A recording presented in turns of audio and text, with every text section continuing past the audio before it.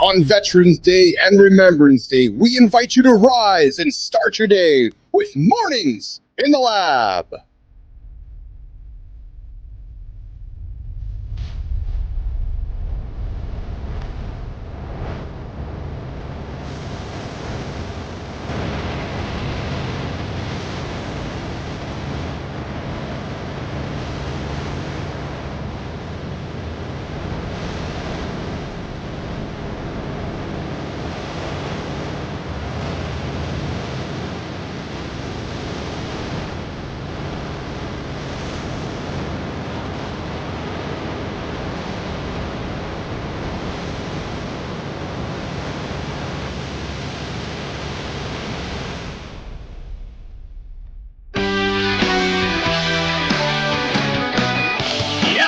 The endorphins are running through my brain this morning, nation. Good morning. I'm Keith Bilous, and this, oh, baby, no, this isn't your normal, typical morning show. No. Fair warning. We keep it raw. We keep it R-rated in here. Get those kids around on this Veterans Day, Remembrance Day, whatever the hell day it is in John Andersen's loop. Yeah, you got to put the headphones on or walk the children out of the room because they might be offended by something Kristina Flynn says later this morning. You never know. Or Marty might drop a bomb. And, you know, Johnny's got things just coming out of it well, we know John's got something to say. Listen, this morning, the show is packed. Yes, Dr. John Page is joining us for Center Stage and Deep Dive. Listen, Johnny's a pastor. No, not Andersen. Johnny Page is a pastor. And he's a spiritual leader who strips away the bull and shows you what's really holding you back. George Jansen's here dropping in later today with some holiday nutrition tips. You know, holidays are around the corner. We thought we'd start thinking about how business athletes can fuel themselves as they get through the holiday season here. I'm going to be one-on-one with John Andersen later this morning in the gym, and Kristina are going to break down the truth about purpose in business and branding. Listen, quick headlines before we dive in, though. Month. Yeah, it's November right now. It's November 11th today as I date the show. Yeah, no month is here. And we are in our second weekly loop of the month. The first loop separated the talkers from the doers. Which one are you? And hey, listen, if there's something that's holding you back this month, don't wait for everybody else for the January resolutions. No, don't wait. Get started right now. Say no to something so you can say yes to what you really want to do. Yes, true story. And also, listen, the League of Business Athletes is out right now. Applications are live. 10 men, 100 days, 100 hours, 0 compromises. One result, success. It's inevitable. Listen, if you're going to hang out with Andersen and Bilous and Marty and Flynn and Adam House and AJ Zaglin and Jory Jansen, success is inevitable. Yeah, that's the sound. Yeah, true story. Success is fucking inevitable. Listen, if you're getting value from the show, and I don't know how you couldn't be, frankly, you got to follow us. You got to hit the subscribe button. You got to like the show. And then listen, if you don't, just go somewhere else. Go tune into some other show. But if you're looking for a reason to help yourself be held accountable, this is a show you want to be on every single day, 8 o'clock Eastern time, Monday to Friday. But listen, let's get into it. Jimmy, I'm going to pivot over here. We know how this works over here. Let's bring the crew up on stage. We got Marty in black on black with the red headset. We got Johnny. Navy blue. Oh. That's not baby blue. I don't even have my Navy. Oh, Navy. Thank you. Okay, Marty, go ahead, hit the button. Correct Uncle Keith over there. That's okay, man. You know, I still like it. It's all good. We got Johnny. You know, Kristina, Marty, look at Johnny. It's all in black on black. He's got the light on his face over there. Silhouette, like the tall glass of water silhouette. Like, who is this guy there? He's just American as fuck today, and I like how the camera angle is a little bit different too. You guys noticed I had my videographer's here. Yes. And we have just been crushing. He'd been working me to death. And so he was in the studio. He's like, look, we got a new cameras. We got to set this up because it's time to get you into the front row of this whole studio. The studio is here, but you're still looking straight into your goddamn computer. So we got the tripod over here with a camera staring at me, fucking wires going everywhere. I said, look, dude, you got to make it simple. I need one plug. So all I got to do is plug in one fucking thing and I'm up and running. Well, Johnny, hey, man, one thing he did not tell you is that your front-facing camera is actually the tripod. So that's the one that's going to show us your face. I know it, but as I understand it, that when I'm not looking directly at the camera, it's kind of a different new vibe that seems to be sweeping the the internet, social media, whatever you want to call it. So I've been I've been scaring right everybody for months now. This is supposedly the new thing. So I like it, Johnny. So it's hard to do that. So Jimmy, from now on for the rest of the show, I am going to do this. And I'll talk like this. Yeah, I think it's supposed to symbolize somebody else filming you. Does that make sense? That's what it's supposed to look like. Somebody else is in a room. Johnny. Somebody else is in a room filming me. That's what it's supposed to look like. Well, I like it. It looks like it too, bro. You're looking really good there. So, Johnny's got the black on black with the American as fuck t-shirt. And today's a great day. Veterans Day, Remembrance Day for all of the heroes here in North America, that give us the freedom that we all have here. And Johnny's celebrating now with that American as fuck t-shirt. Of course, Marty's got the navy blue, not the baby blue, navy blue shirt on here today. The red headset. I'm black on black, white hat. And Flynn is in the black on black with the white headset. How are you guys today? We just kind of wrapped up a 2-day weekend loop here. What is shaking today? Let's go around the table. Flynn, I feel like you haven't been around for a couple of days. You've been busy. You've been active with life and family and so forth. How are you today, Kristina Flynn? I'm doing good. As you know, being the mom of 2 young kiddos, life is always an adventure. And so we've got one home sick today. However, as I know you played the video on Friday. Little guy. He played the video more than a Friday. He played that video every day. Banksy is he's getting better. He's not throwing insane tantrums over the soother. We are slowly, it took 6 days, but we are on our way out. So his addiction was strong. Yes. Oh, you mean this one here? Of course, yes. That's crazy, man. And just so you know, Kristina, I shared a story where like my middle daughter was really in the same position. I shared a story. It was brutal. I mean, so I actually shared a story to back you up of how nasty going through that is. So I feel you know what? You got to feel for them. You got to feel for them because it's like, you think they're babies, get over it. It's like, they're addicted. Like when I took that away, it looked like my daughter was a heroin addict. Like she was like, where is it in your pocket? Like she was just like, just a little, like, give me something. So it's real. It's hard for them. I mean, I can remember a few times she was crying. I was crying. It was like, because you don't get to put your kid in timeout and leave. You're in timeout with them. Yeah, you stay.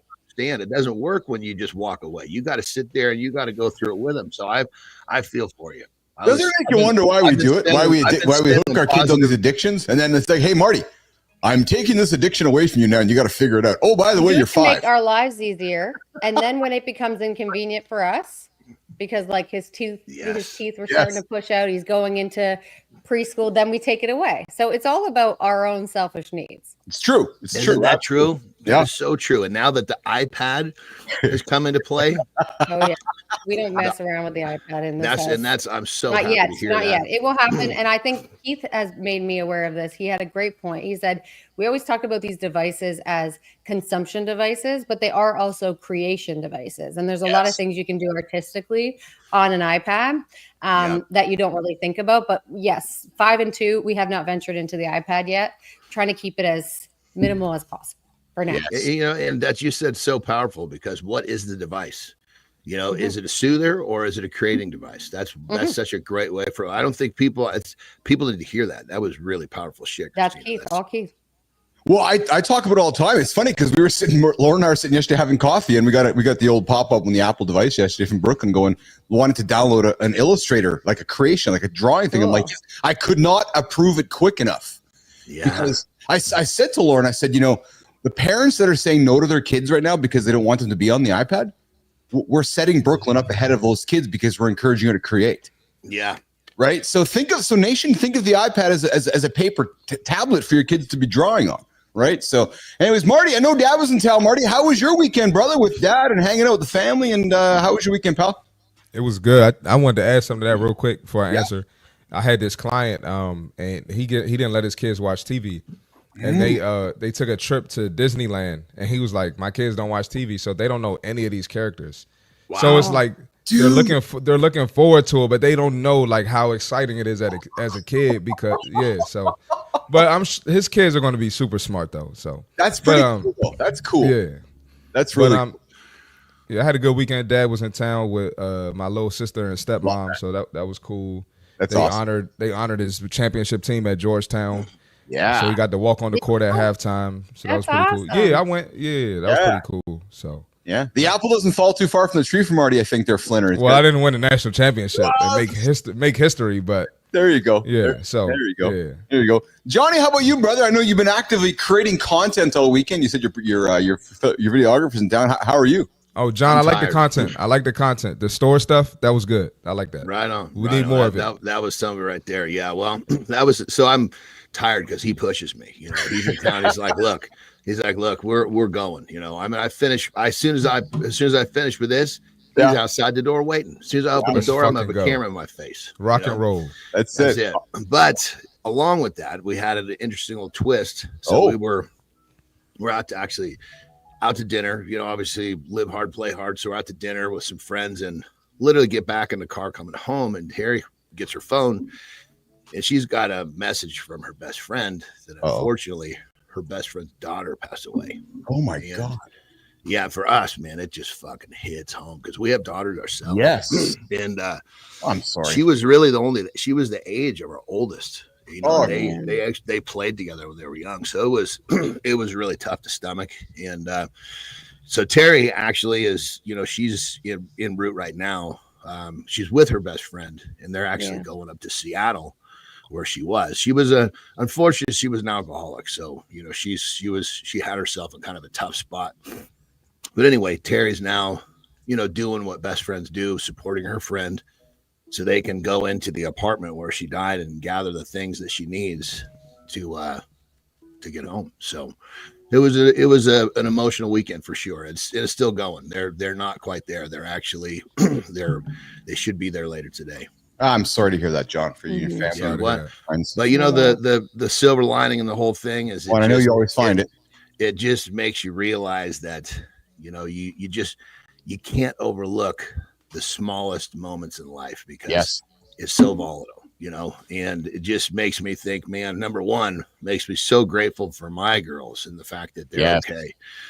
And, you know, then for Terry, you know, she's grateful for the fact that she can be there for her best friend. So it's as traumatic as it is and was, there's still a way to look at it in a regard from the perspective that can bring, you know, happiness, joy, support, help, whatever you want to call it. So just remember, everyone, you know, even the worst situations, you know, can bring some sort of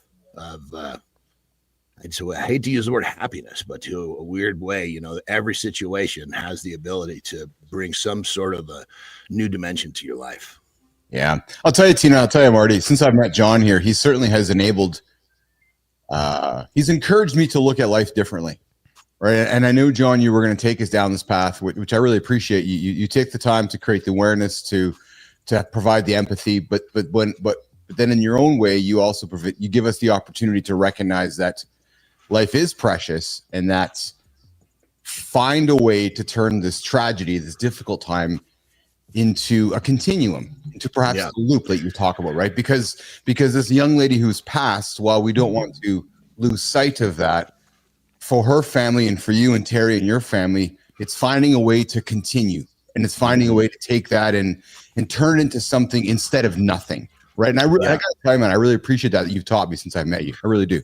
And, you know, let me give you a perfect example. You know, I always send my morning texts to my mom, my wife, and my daughters. And after this, that next morning, those morning texts were a little bit deeper, a little bit more sincere. I reached a little deeper into my soul to pour into them a little bit more. And so only because of her passing, you know, it prompted me to take another step in my journey. And so, again, just try to look at everything that comes your way as an opportunity, good or bad. That's it. Thanks for sharing that, John. Thanks for sharing that. Good morning, Mike Quinlan. Good to see you here this morning, my friend. Semper Fidelis, happy 209th birthday, U.S. Marines. Mike's joining us here this morning, of course, from Peru, honoring our Veterans Day today here, honoring our veterans. Good morning, Jack Dugan. I see you here as well, brother.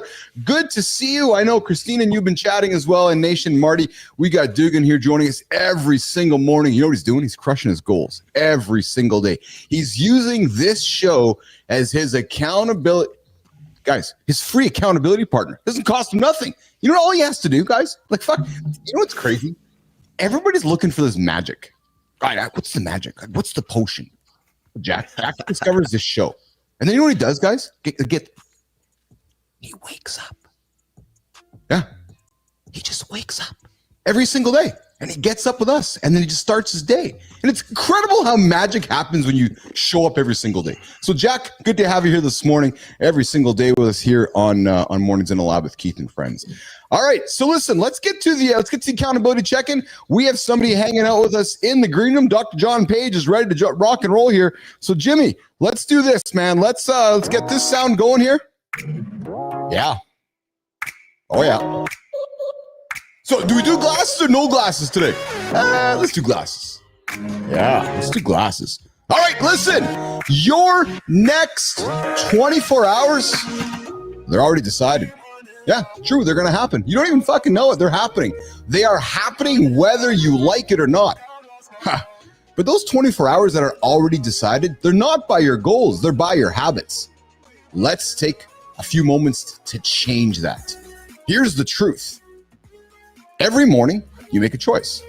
Not about what you'll do, about who you will become. So as you're listening to my voice right now, make a decision. Are you rolling over, hitting the snooze button, or you're becoming something more than you were yesterday? Listen, most people start their week with big dreams, fresh motivation, new promises, all of these things. But here's what most happens with most people. The motivation that they ramp themselves up with for Monday, it dies by Tuesday. Yep. Promises done by Wednesday, dreams are pushed to someday. Oh, and then they show up in January for January resolutions, and they're lost. Why? Because they're trying to become someone new while keeping those old habits. Think about it. I'm just going to be new, but I'm going to keep doing what I did yesterday. Not going to work. Nope, not going to work. Trying to build something real while maintaining comfortable lies. Yeah, lies. Here's your reality check this morning, nation. You need new standards. You don't need more motivation. You need better decisions. You don't need another fresh start. You don't need another system. Ask Dugan. He just got up and just kept showing up. You need to stop stopping. Yeah, you need to stop stopping. The next 24 hours are coming, regardless if you like it or not. They are on their way. So here's the decision you have to make. Are you building who you want to be? Or are you maintaining who and what you've been? Listen, drop in the comments. Don't drop it for the accountability, though. No, drop it for the permission to raise your standards. That's the accountability check-in. Mornings in the Lab with Keith and Friends. A little bit of morning advice to help you prevent that snooze button first thing in the morning. All right, listen, the reality check might sting, but sometimes one moment of truth changes everything. Tag someone who needs to hear this message and get them invited and get them excited about the show. All right, Jimmy, let's bring up Jack. Is it Jack? No, it's Dr. John Page. Let's do that morning scroll, that snooze alarm, that rush routine, they're not just habits. No, they're blueprints for your entire life. And today's guest, Dr. John Page has seen this pattern over 1,100 times. Dr. Page has spent 25 years watching people chase purpose in all of the wrong places. Now he helps them build it, and he doesn't just do motivation. He doesn't do cookie cutter. He shows you how to turn your mornings into momentum for the life you actually want. Dr. John Page, welcome to Mornings in the Lab with Keith and Friends, my friend.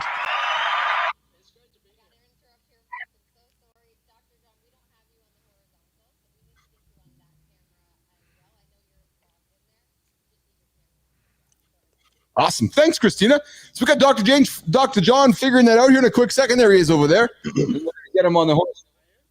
And we're gonna get your camera turned on the horizontal as well. And while you're doing that, I'm gonna acknowledge we got Rick Klepke joining us here. Happy Veterans Day, suiting up and showing up as always for this great start to my day, week. Love it, Rick. We always love you hanging out with us here in the morning as well. I'm just gonna do this right now with Dr. John. It's gonna pull John off the vertical stream here, and of course we got Shelly Spence joining us as well. Good to see you, Shelly.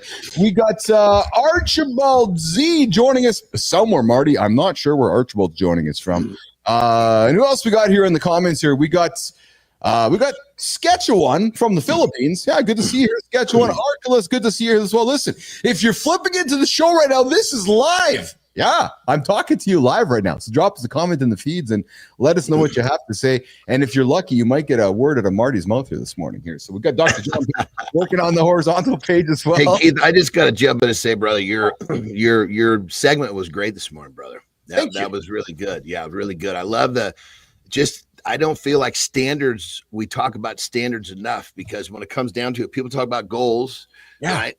And they talk about habits, and that's great too. But what is your standard? Is your standard that you're going to actually execute those habits? My standard is when I say I'm going to do something, I'm going to do it. And if we don't set a standard for ourselves, we don't honor that standard, it's almost like the first domino. Why do you think it's so hard, Johnny, for us to honor our standards? Like, why do you think so what's your opinion on why do you think it's so hard for us? And then Marty, I'm going to ask you the same question. Why do you think it's so hard for us, Johnny, to do that? I truly, truly believe it's because we learn from the people around us that, people say they're going to do something, they don't do it, and it becomes accepted. It's like people eat fast food and it's accepted.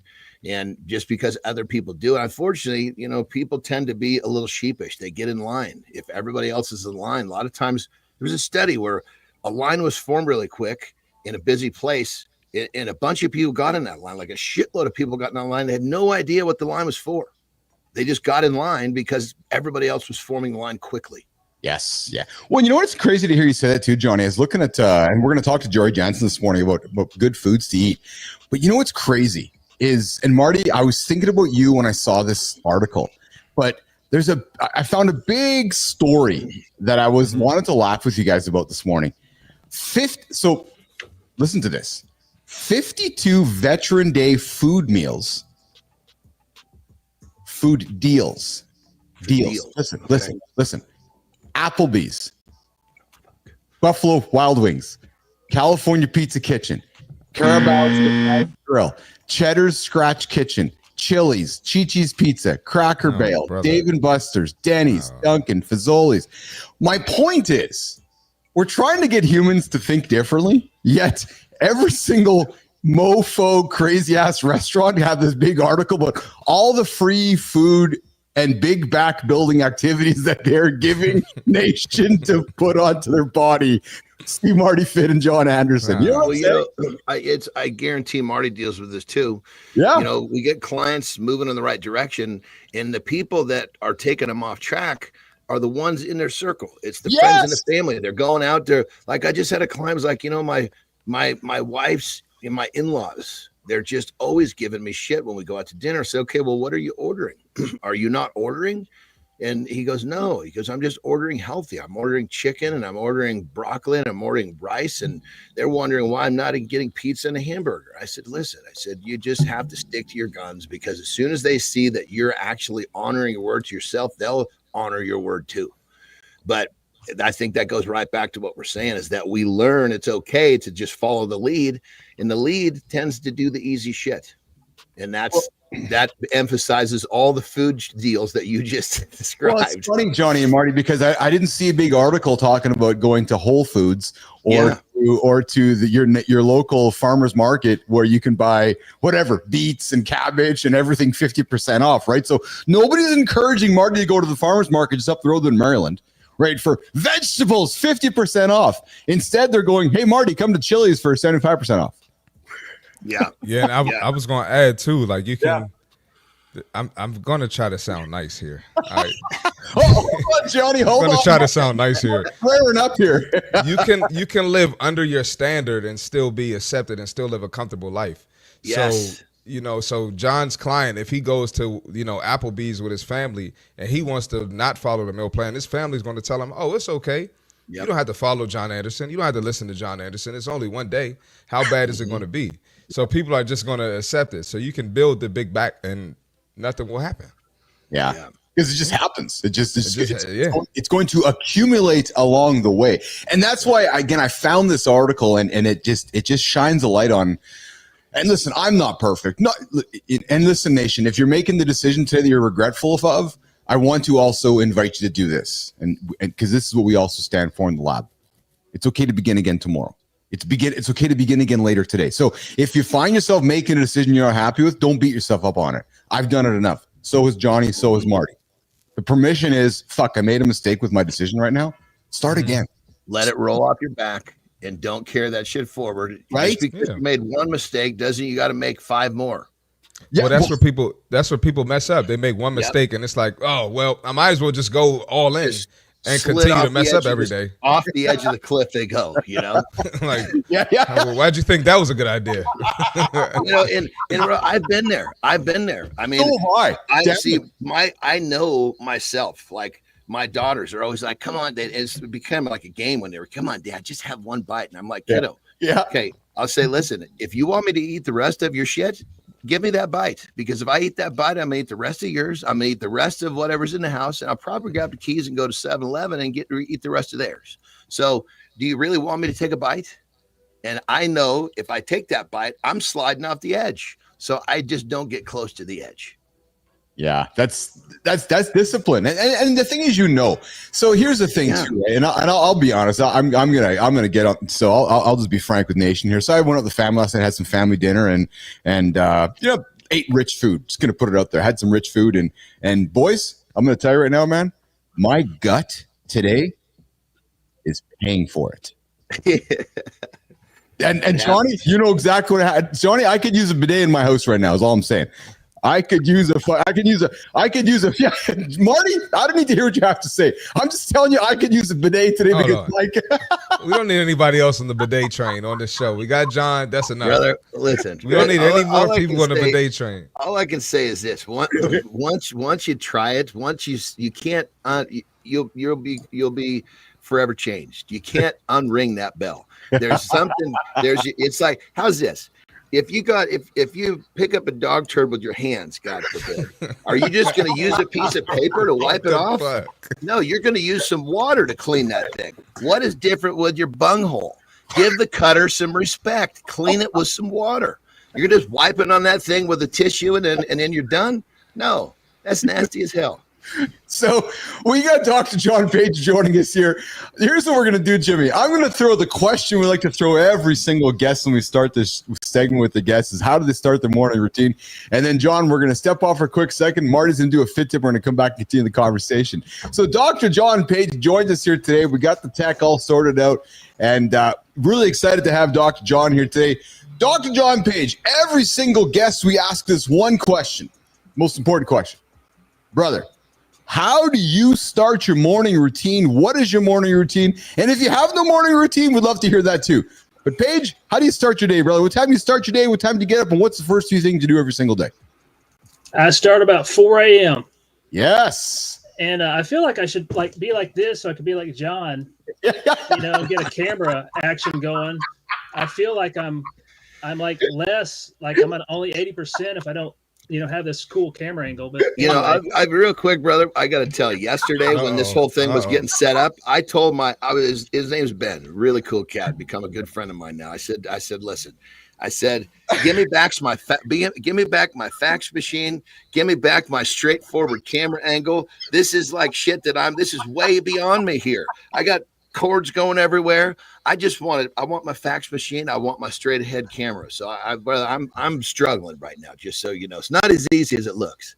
No, I hear you. I'm on a refurbished laptop that's weighs 5 pounds. So, I'm with you. I just wish I had your radio voice of like whiskey over gravel. It's like, awesome. Well, okay. I can't, that's something I can't help you with that one, but I'm totally with you. I got my computer's an old sack too. That's why I got this camera over here, because the camera on the machine is archaic. I got it with the fax machine.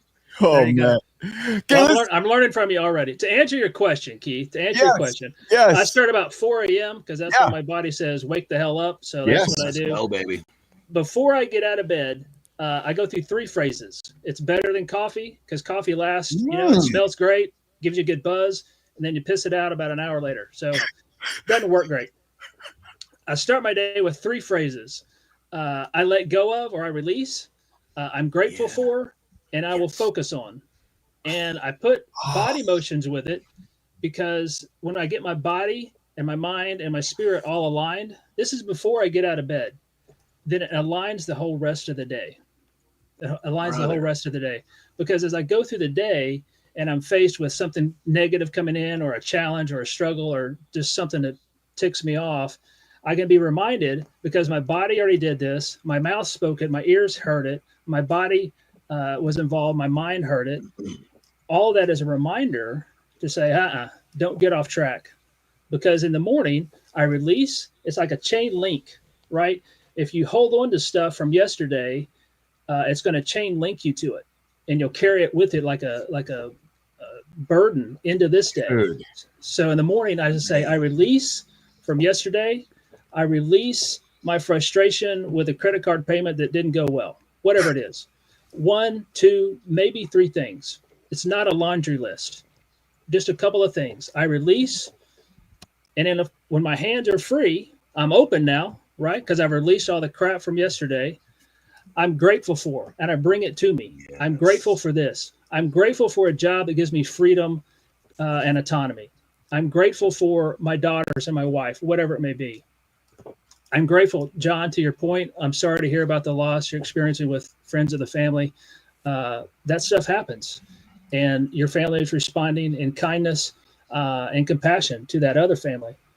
But in that, you can find a moment. I'm grateful for what I do have. And so I bring that to myself. And now that I've let go of stuff and I've brought in goodness into my life, into my mind, into my body, into my spirit, then I can, and I know it's cheesy as hell, but it works. I focus, right? Binoculars, focus in. I focus in on 1, 2, 3 things. Again, not a laundry list. I'll focus in on the couple of things that are going to make the biggest difference in my day, whatever that may be. Maybe it's a work project. Maybe it's a tough conversation I have to have with a friend, whatever it may be. But that fuels me all the way through the day, because if stuff comes up, it's like, no. I focused on something. That's that keeps me on track, on point. And when I start my day like that, and I've been doing this for about a year, working this habit into my morning routine, it has changed my day. It doesn't mean that frustrating things don't come up. It doesn't mean that things happen like, oh, God, man, why is this going on? Yeah. But those simple motions, those simple phrases lodge literally in my body, in my mind, so that throughout the day, I can bring that to the top. I can bring it right back in focus. It's an amazing thing. I urge you to try it. Try it for 7 days in a row. See if something doesn't happen for you. Like, brother, I just got it. I mean, holy Toledo, that is so powerful. And the thing that just is so remarkable to me is it's so similar to some of the things that I do.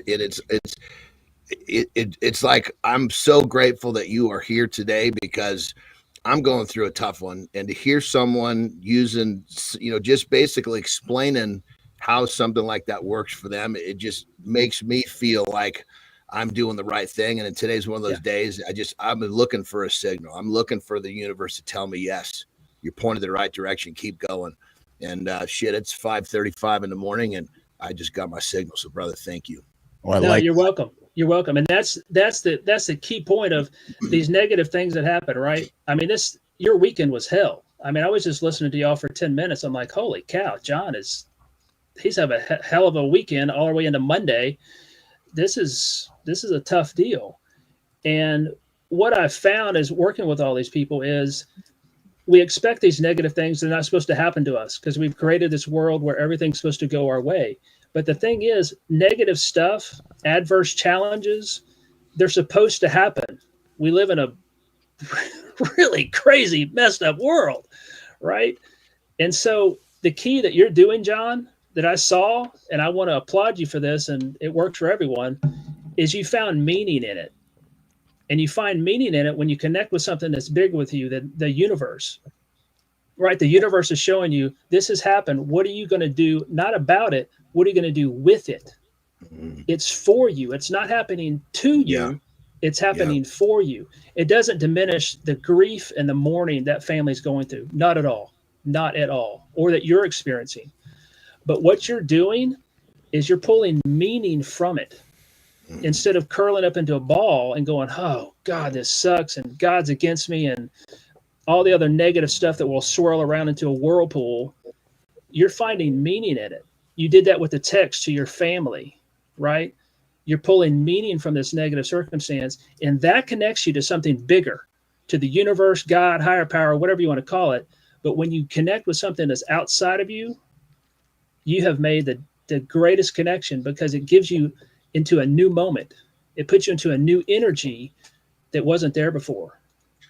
Brother, I got to say, it's number one, thank you so much. I have a saying I repeat to myself all the time, and I repeat it to others as well, is, life happens for us, not to us. And it's easy to say that, but in the moment, sometimes it's difficult to execute it. And I was really digging to honor that phrase. And I cannot tell you how thankful and grateful I am to hear you hear me and point out that I'm because it's just allowing me to know that I'm on the right track today. I mean, it's like, you are, but at the same time, you're in that troubled space. Call it a moment of weakness, call it a moment of lack of clarity with all the shit going on.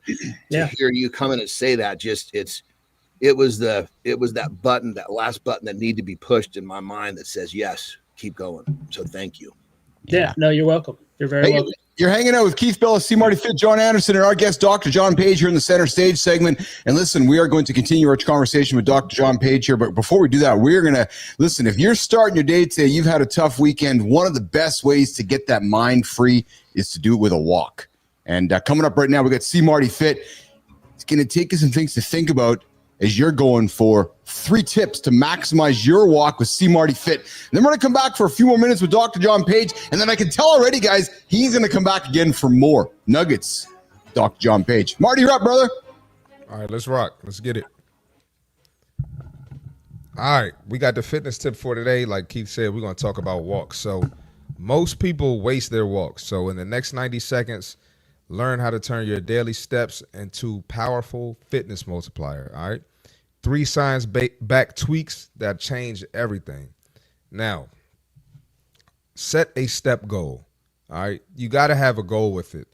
You don't want to just aimlessly walk or just, walk a little bit more this day, walk a little bit less this day. Set a goal. Aim for 8,000 to 10,000 steps daily. And tracking is going to keep you motivated. It's going to keep you on point, and it's going to keep you accountable. And hitting this target reduces heart disease risk. All right. The next thing to add intervals. Speed up 1 to 2 minutes every few minutes. This is going to burn more calories. This is going to improve your cardiovascular health and keep things interesting. Remember, when you're walking or running or whatever your exercise is, you want to get better, right? You want to improve. That's going to increase your health, and it's going to get you in better cardiovascular health, like I mentioned earlier, and it's going to burn more calories. We all want to burn more calories as we get older. And then lastly, use hills or inclines. This is my favorite one to talk about right here. You can walk on a hilly route. You can walk on the incline on a treadmill, go on a hike, right? This is going to strengthen your legs and boost your calorie burn as well. So the last thing about incline walks, if you can help it, try not to hold on to the rail. All right, try to walk without holding on to the rail. Another topic for another day. But with these small tweaks, walking can boost both physical and mental health. Keep it purposeful. Keep it consistent. That's the fitness tip for today. Every single day, 8:30 Eastern Time, See Marty Fit. Fitness tips to help you kick ass through the day. Hey, good morning, Riff Raff. Good to see you in the comments. Good morning, Jack. Again, Raymond Walker. Yeah, that's all, folks. Hey, Raymond Walker, good to have you here. Thanks for having me. Seems like a dope channel. This is a dope channel. Please hit the subscribe, like, and share with your friends. Tell everybody 8 o'clock Eastern Time. Get your ass out of bed. And don't hit the snooze button. Rick, good to see you here this morning. Let go of, I like this, Rick. Let go of 1, I released from yesterday. 2, gratitude for all that is good in life. And number 3, set my focus like binoculars on the top 1 to 3 things. Wow. Thank you, Dr. John Page, dropping nuggets here this morning as well. And I see you all on the horizontal feed as well, nation. So I see both on the horizontal side. I see on the vertical side. We're here this morning with Dr. John Page. Listen, let's get deeper. Dr. Page, leading in today's market isn't just about metrics. It's also about meaning. You work with a lot of professionals who are killing it in business, but struggling to integrate deeper purpose into their work. Dr. John, what's the disconnect that you see when you work with your clients? Where's the gap between success and significance? Dr. John Page. I'd say there's 2 things. One is self-sabotage. You call it whatever you want, imposter syndrome, that they feel like they don't belong or they shouldn't be there. But they'll do things that will embed them in their past patterns, right? They want purpose. They have a purpose deep inside them, and now they've reached a position. Maybe they're a manager, a director, VP in the C-suite, whatever it may be, and they feel afraid because they can't really truly be themselves, and so they're putting out this false self to fit in with the boundaries that are there, and so they're losing their purpose, and they know they're losing their purpose, and so they give themselves negative self-talk. I'm such a loser. I didn't stand up for what I believe today. I'm just a shill for the money. I'm not doing what I'm supposed to be doing. And that puts them in a spiral and puts them further away from living in their purpose. When if they were just their true, authentic self, that purpose comes through and people will respect that. People may not like you or agree with you, but they will respect you if you stand for what it is you believe in, whatever that may be. When you are wishy-washy, if you're milquetoast, people can see that. It's like having AI do your comments on LinkedIn or whatever. People know it's bullshit. They know it. They know it's fake. They know it's just manufactured. It's corporate lingo, blah, blah, cotton candy, fluffy puff. People don't want that. People recognize that. They could get fluffy puff at the state fair. What they want is you. Authenticity. Yeah, and it's got to be real. And if you're not aligned in your purpose, why am I here? Why am I doing what I'm doing? If it's just about making money, fine, that's cool, but that's only going to last you so long. You've got to be about something else. You've got to be about a higher value. And if you're not living that, you're never going to get to your purpose. That's what I see in people. They sabotage themselves to fit in. Well, you know what's so go ahead. Sorry. You know what's so fascinating, Dr. John Page, about what you said, and I kudos to producer Flynn, what I'm going to say next. But she said, "Hey, Keith, check out the Martha Stewart documentary or the show over the weekend on Netflix," and I did. And I bring it up for two reasons: how authentic she is as a human being and the success she's had as a result of it. Right. So there's three people I'm going to throw on the table right now that are super authentic, and one a lot of people don't like, but that's okay because what happened last week. There is not perhaps a more authentic human right now in North America than Donald J. Trump. An American, no, and I'm not trying to put political, I'm just saying that he showed up and said, this is who you either like me or you don't. And a lot of people said, yeah, we like you, so we're going to vote for you. So, there is truth in that there, the authenticity, like me or not, I'm putting it out there. Dr. John Page. Marty.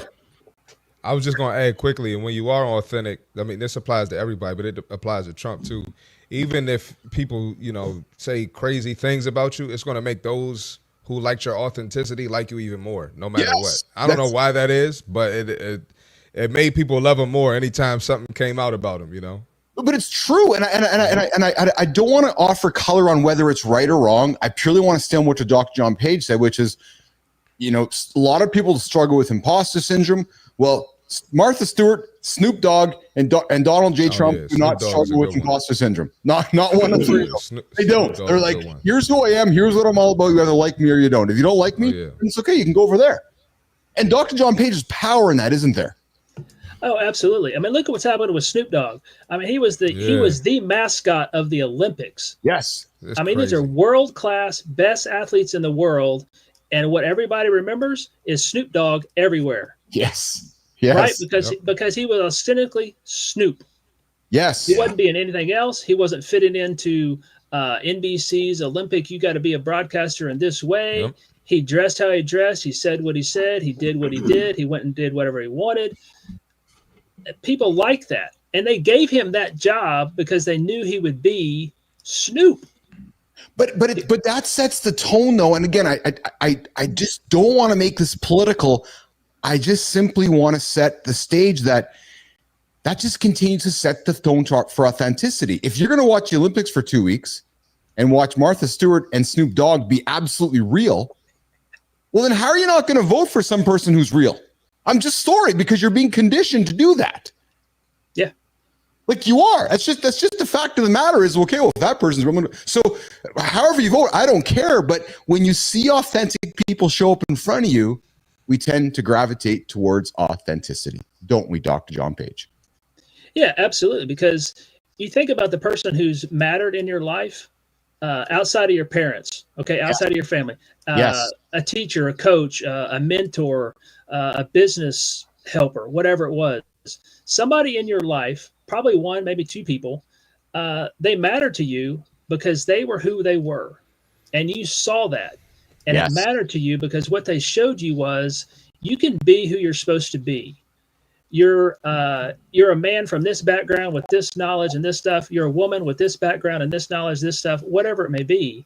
But they showed you you don't have to conform. The world is filled with status quo. We have a lot of status quo. It's boring.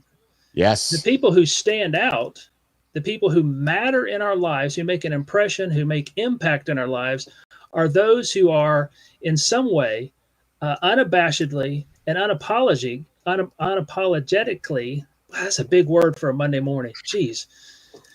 They are who they are. Yes. Yes. And we look at that and we're sort of jealous. We're like, God, I wish I could be that real. But we're afraid. That's what I see in people. They're afraid to be who they really are, because if they are, people will judge them. They'll look down on them, whatever. Yeah. And my thing is, just if you're quirky, embrace the quirk. Don't quiet your quirk. Be quirky. Be weird. Keep it weird. But just be you. People like that. And you know what, Dr. John Page, I want to say this to you, man. I invited you to this show, and I saw you in the comments on LinkedIn because I love who you are as you. And I know we had a little technical problem this morning, and we missed out about 12 or 13 minutes with you. Flinner, we got to get Dr. John Page back. Marty, John, this guy, I can just tell he's got nuggets just loaded inside of his body to throw onto the table. So I would love to invite you back next week, the week after, sooner than normal, actually, because I want to continue this conversation with you. I believe you have a lot that you can offer our audience. You've just dropped nugget after nugget, but the most important nugget, I can tell you right now, cotton candy fluffy puff. Dude, like that's got t-shirt merchandise written all over it. We got Flinner dropping in with the comment of the day. We got Mike McQuillan dropping in with comment of the day. But Dr. John Page, come back and hang out with us again sometime, will you? And how can Business Athlete Nation find you, connect with you, and where can everybody get a hold of you right now? LinkedIn profile, Dr. John Page. It's right there. Awesome. Will you come back and hang out with us again? We got to keep the show rock and rolling here. You'll come back again and hang out with us? Absolutely. This is the best Monday morning I've had in months. There we go. Well, listen, there's a standing invite for you to come back, but you got it. So since we're all friends now, you just got to figure out how to control the camera at the beginning of the show there. And don't take advice from Andersen, because he'll just he'll make you look that way. No, I like it. It's kind of cool. It's like, yeah, right. Hey, Dr. John, would you say I could get fluff at the fair? I like that. You can get cotton candy at the fair. We don't need it There we go. else. Yeah, I like that. All right, nation, go connect with Dr. John Page on LinkedIn. And I promise all of you, we're going to have him back. We just did not get enough time with him. So we're going to get him back next week or the week after and dig into more conversation. He might become the resident pastor, because I don't get the sense that Dr. John Page is like a traditional pastor, Marty. So no, exactly. No, the one thing that people have told me at place after place, they're like, you're not like any pastor I've ever met. And I'm thinking, thank you. That is the best thing you could say to me. It's a compliment. I agree. Yeah. I agree. No, he's actually saying, shit, no, I'm not the regular pastor you think I am. You could be started on pastors. Oh, God. Let's get Andersen on stage. Let's see what camera he looks at, Marty, for the lifestyle tip of the day. And then we got Jory Jansen joining us for some good food to put in your belly. Dr. Page, have a good one, brother. We'll see you in the feeds, okay? Have a good one, Dr. Take John. care. All right. Take care, guys. All right, Johnny, you're up, brother. All right. The lifestyle tip for the day. I'm having a rough one.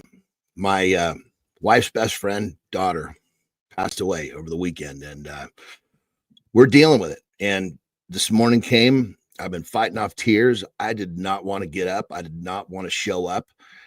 I wanted to stay in bed. I wanted to disengage. But when it comes down to it, I know that I needed to get up and I needed to show up, not only for me, but I needed to show up for my wife. I needed to show up for our friend's family. I needed to show up for our daughters. I needed to reach down and be strong and do what I needed to do, even when I didn't want to do it. And what I'm getting at is sometimes you just have to do what you don't want to do to support yourself and your loved ones. So just remember, it doesn't have to be your best day. It just needs to be another day you show up. Rock and roll. We've nation. You got to find a way to show up. Today we're showing up for our friend, our brother, John Andersen, and his family and his friends. Tragic loss. And we talk about the power of showing up, and that's what we do here every single day. So if you're struggling yourself listening to this, you know where you can find some love. You know where you can find friends. You know where you can find family. 8 o'clock, Monday to Friday, Eastern time, right here. If you're struggling to get yourself out of bed, I invite you. Come lean on John. Come lean on myself. Come lean on Marty. And don't put the feelings in the closet. Bring them to the table. This is a safe space that we welcome you to help you move forward. Because as Johnny said, you got to find the power to show up, to celebrate those that are unable. And on a day like today, on Veterans Day and Remembrance Day, when we honor those who showed up before us to give us the freedom to do what we're doing today, that's showing up. All right. Jory Jansen coming into the lab here this morning. We're going to twist the momentum over here. We got Jory up on stage here. Jory, good morning, my friend. Good to see you here this morning. How are you, Jory? Always wonderful to see your smile. Yeah, and that smile brings a nice essence of love into my life. So thank you. And I know this is going to put a little smile on Johnny's face too, and he's probably going to drop something when I bring the sound up. There we go. Oh man, Jory, you sent me a text last night. I was out to grub with the family. You're like, "What are we talking about today?" I'm like, yeah, what are we talking about today? And she's like, the holidays are around the corner. I'm like, yeah. They are on the corner. It's funny. And I was like, they are on the corner. And she's like, maybe we should talk about what we should be eating for the holidays. And I thought Thanksgiving weekend was coming up this weekend. Just like I thought fucking Clocks Day was a week before. And George's like, no, it's next weekend. So what we thought we'd do, Nation, was over the next couple of days here, and we're going to see how it's going to go. But we're going to start today talking about setting you guys up for success to eat over the holiday season. Because you guys know how I kicked off the segment a number of minutes ago. Everybody's inviting you to Chili's and every other restaurant under the sun, Jory, for 50% off here, 70% off there, 80% off here. But nobody's inviting you to the vegetable stand or the chicken stand for 25% off. So, Jory, let's take some time this morning to give our listeners some advice on how to make some good choices this holiday season. Let's keep it right. I think there's a bit of an unintentional theme here today. The holidays isn't always festive for everybody, right? And coming from a dad who is a meat cutter to pastor to security guard, just kind of going through highs and lows in family. Holidays weren't always easy.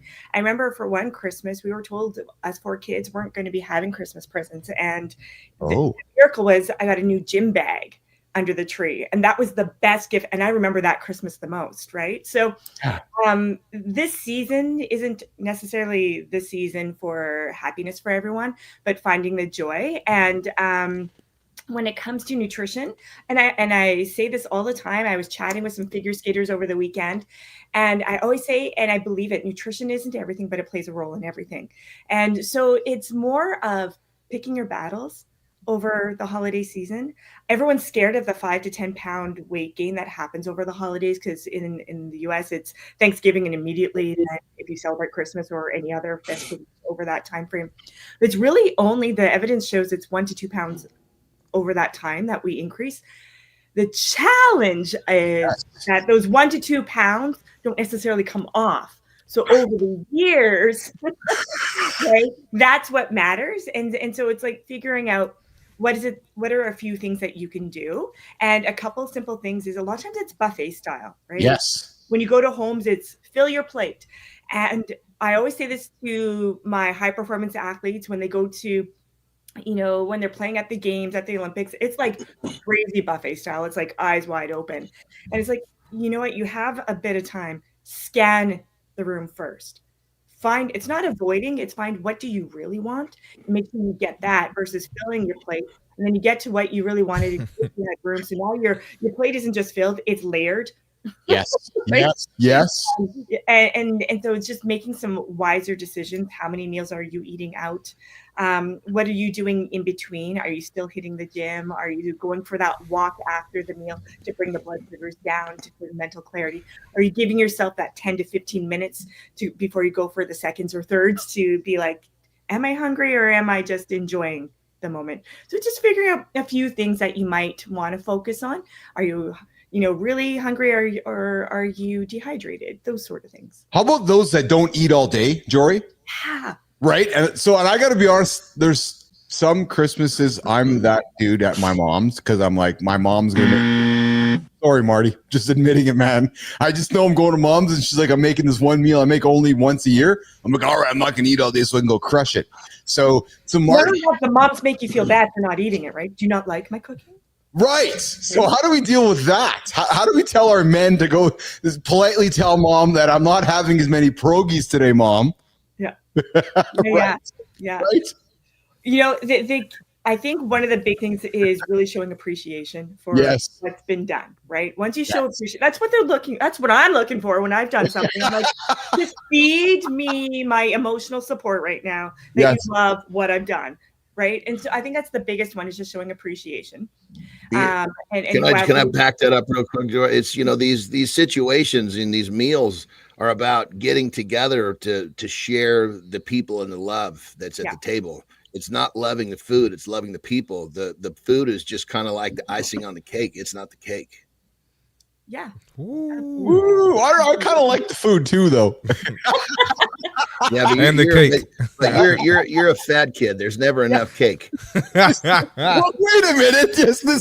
Yes, I can relate to that. Actually, I was certainly the fat kid too. I'm not throwing you under the bus by yourself. We do it together. Yes, I know. It's there's cake. I want some icing over there. So, but Jory, what you're saying and giving some great advice is when you get to the buffet table, try to load the greens first. Try to choose the broccoli. Try to choose the Brussels sprouts. But the problem is, Marty, is mom makes the broccoli dish just covered in cheese and cream and all the great extra stuff that goes on to the broccoli. And you're like, I just shouldn't eat the broccoli. Offer to bring something. So there's a tip for Nation. Well, here's another thought: is when you're getting ready to eat all this stuff that that might make you feel poorly. Think about how are you going to still feel. How are you going to feel in an hour when you're still wanting to engage with these wonderful people? Are you going to be happy doing that when you got a gut ache because you ate a bunch of shit or you ate too much or whatever it is?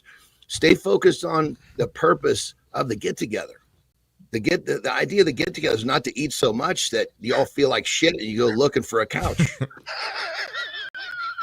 I think it is, though, for many people. Actually, it's like that's what it's come down to. Yeah, that's what it's come down to. I mean, literally, I remember as a kid, older brothers would be like, it was almost like the goal. They ate so much, going to the couch was like the finish line, and it just gets kind of comes down the line. It's what we learn. And one way or the next, I think it's kind of fun to have these conversations. Oh, I ate too much. But when it comes down to it, what does that do? It to a certain extent, it removes you from the situation. And the whole situation is to be thankful and to experience your loved ones. And the food should just be a little accent to the situation. Not to say that you can't have a few bites of mom's broccoli with the cheese. Just don't fucking eat too much. Yeah. This is going to be fun because we didn't run this morning show last holiday season, but as we're approaching, the U.S. Thanksgiving and the holiday season, I think, Jory, we're going to have a lot of fun with this segment over the next number of weeks with Johnny and Marty and myself and everything and talking food. And because there's so many ways people dial it, and I'm one of them, right? And it's like, okay, I'm not going to eat for a few days and go crush mom's pierogies, or I'm just going to go and eat some broccoli, or I'm just going to. So you hear that too. I'm not going to eat for a few days before this meal. What the hell is wrong with that? I know, but it's funny. So it's going to be humorous, I think, as we go through the next number of weeks and having this conversation, because people will tell themselves stories, right, Jory?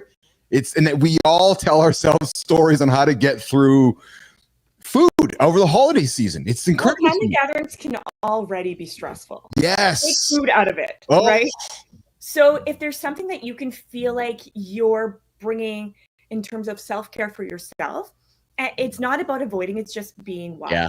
Yes. Right?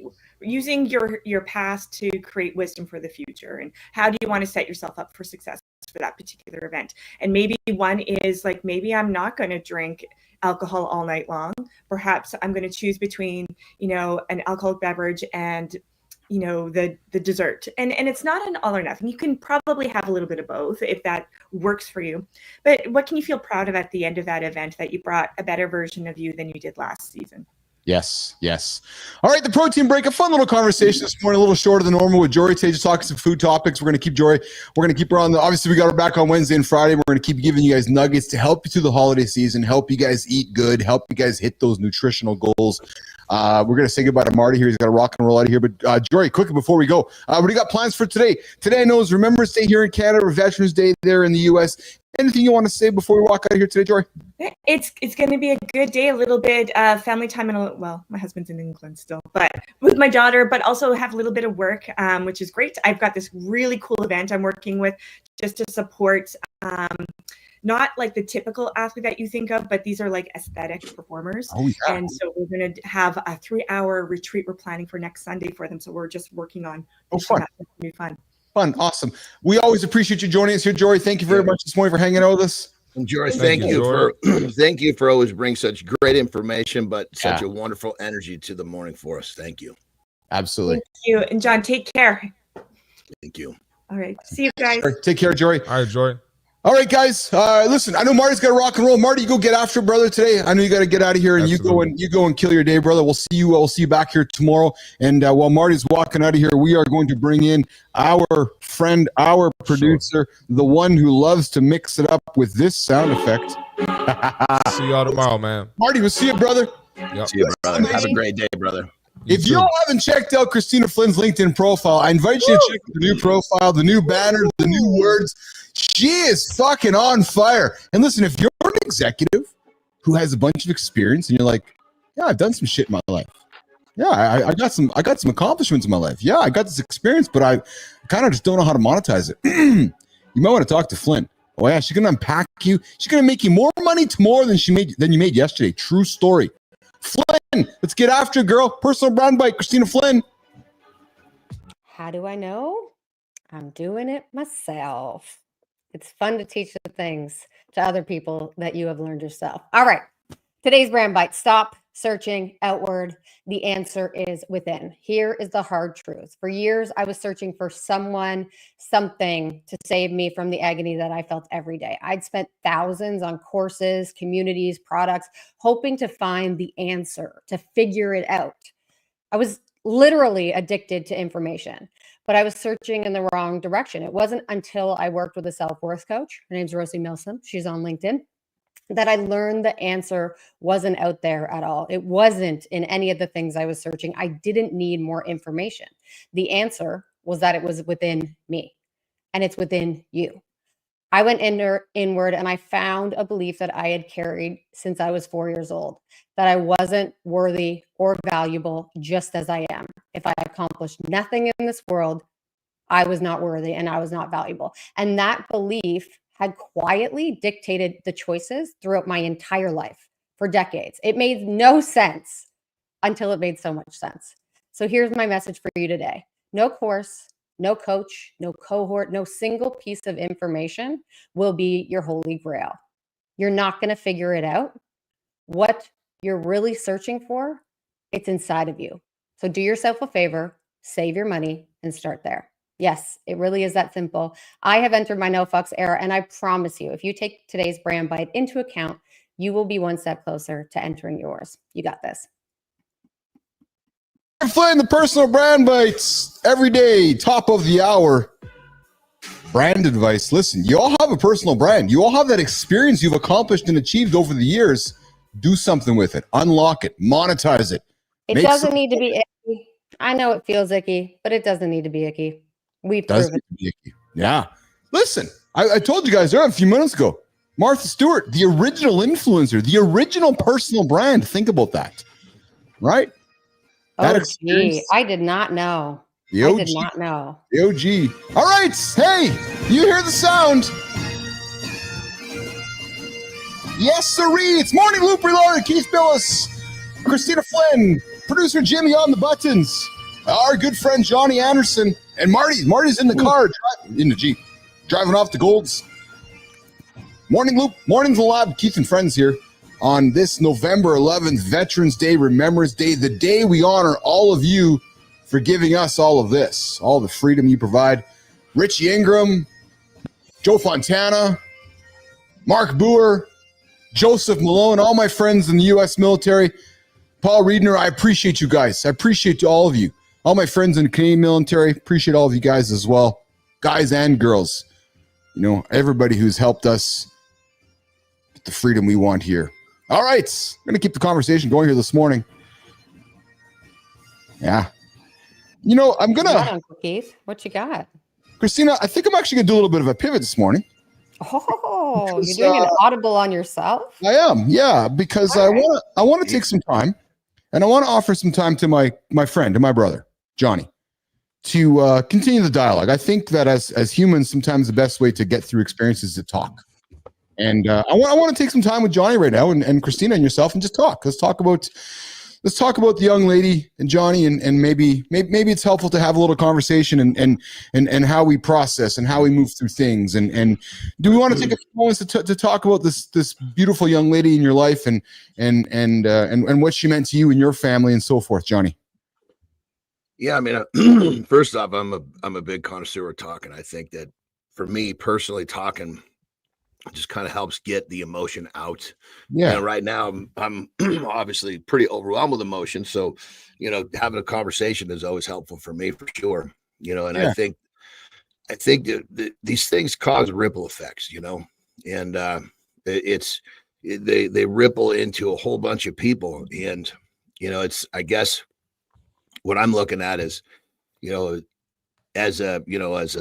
call it a provider, a pillar of my family is for me to look at, okay, you know what, I need to be me for my wife, and my wife is being herself for her best friend, you know, and it's like this chain reaction of, you know, we have to be strong, even when it hurts, even when you don't want to, you know. It had been much easier for me to come on here and pretend that it's not happening. But that doesn't help me. It doesn't help anyone. And I think, you know, us being strong and being vulnerable, but being strong, I think is really helpful for anybody that's involved, not even in this situation, but for someone that's going through something similar, you know, that I don't know. Well, and I think, Johnny, that's why I wanted to have this conversation with you, is because what we are trying to do with this programming, with this show, is to, you know, introduce our audience, introduce men to a space where they can have the feelings that they have. Because, John, I think typically I was raised in a space, and I know, you know, we're the same age, where there's men in our peer group that weren't encouraged to do what you're doing right now, Kristina. They weren't encouraged to show up. They were encouraged to show their emotion. They were encouraged to pull the Kleenex out. They were encouraged to go to work, not to show their feelings, not to talk about it, and to put it in the closet. And what we're hoping to do is to, and Nation, if you're tuning in right now, you're wondering, you know, John's emotional. Well, you know, we've lost somebody. We've lost a member of the family here today, in John's family. And John decided to show up today because that's what he does. And again, this forum is to encourage others that are maybe going through a similar space to do the same thing. Kristina, you know, how do you process some of this right now? When we see a friend going through something, we tend to, one, feel empathy for them, and two, think about the similar situations that we've been in. Yes. And I think the first thing that I always do is say to my friends or my family that are hurting, I never like to start with advice. I like to start with, how can I help? And what do you need right now? And if you don't know what you need right now, that's okay too. I'll be here. And when you do, you let me know. Because a lot of times we, especially people that feel deep empathy, we want to fix. We want to make it better. And sometimes, to John's point, nothing makes it better. I lost my brother-in-law, died by suicide 2 years ago. And it was really like the first time in my life that I had to face that really hard reality. That was like, there's no problem to solve here. There's nothing I can fix. I have to just live and accept what is and figure out how to move forward and figure out how to be there for my wife and her family and all the things, as well as being there for myself.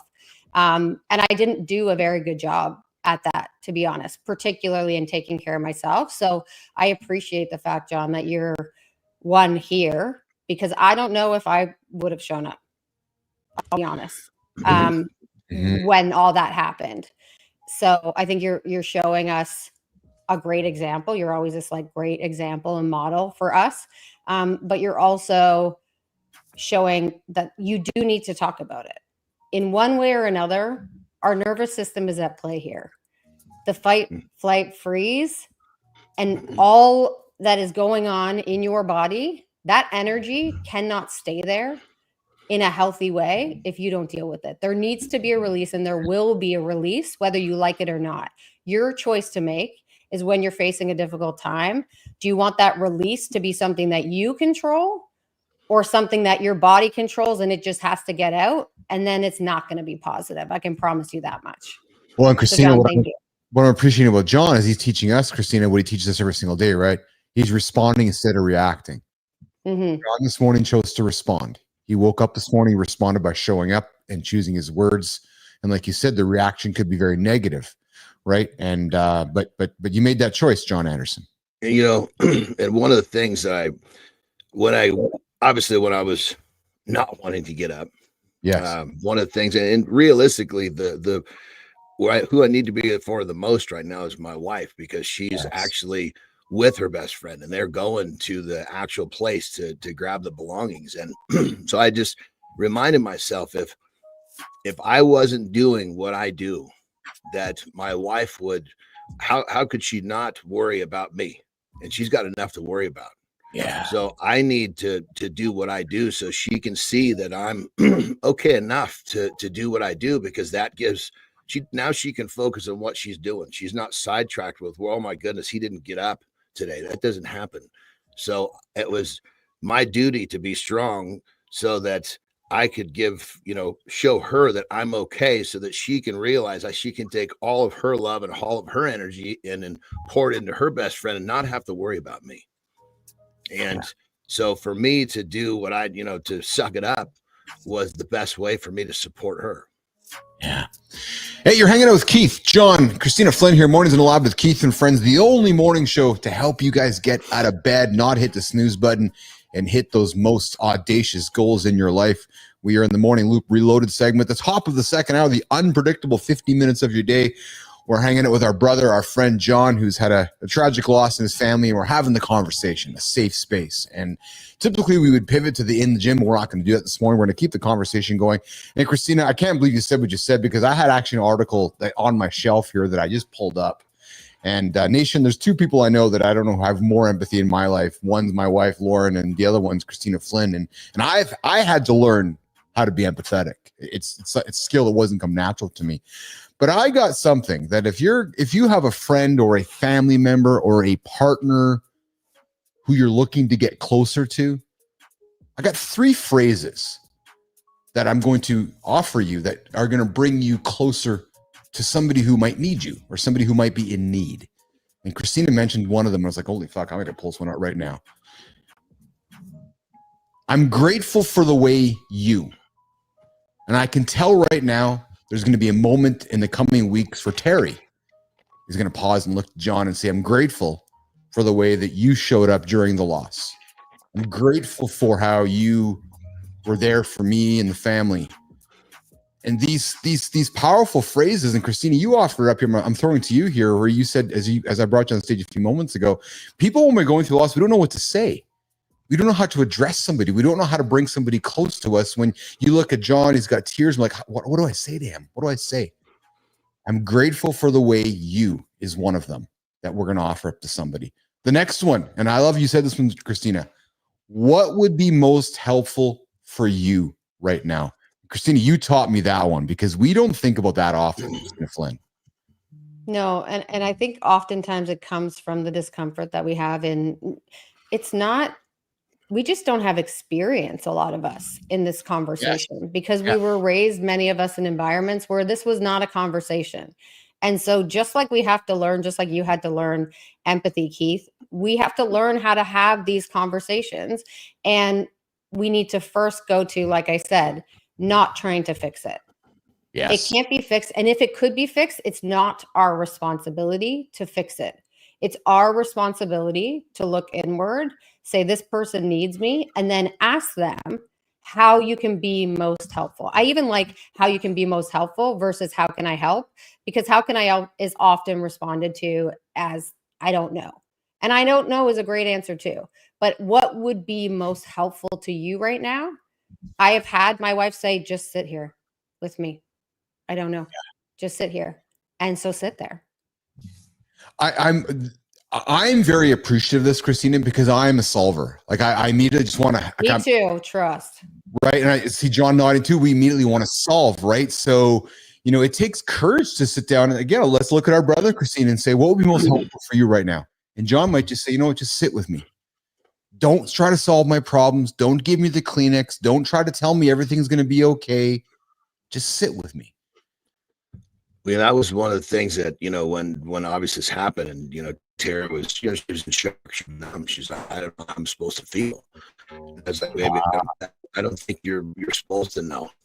I don't think you're going to figure it out. I think just feeling is just do what you can to feel what's happening, and then we furthered our conversation, just looking at, man, thank goodness that our girls are all healthy, because people have kids that are not healthy.